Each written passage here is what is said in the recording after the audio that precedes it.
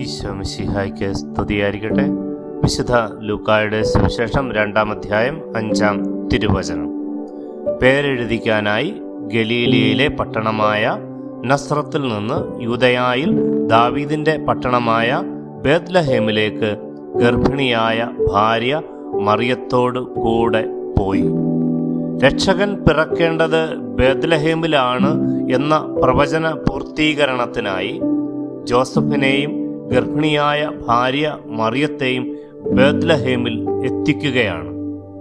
പിതാവായ ദൈവത്തിൻ്റെ രക്ഷാകര പദ്ധതിയുടെ പൂർത്തീകരണത്തിനായി ദൈവപുത്രൻ്റെ മനുഷ്യാവതാരത്തിനായി പിതാവ് ഉപയോഗിച്ച എത്രയോ വ്യക്തികളെ നാം സുവിശേഷത്തിൽ കാണുന്നു.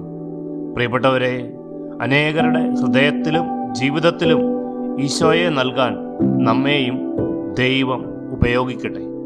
ആമീൻ.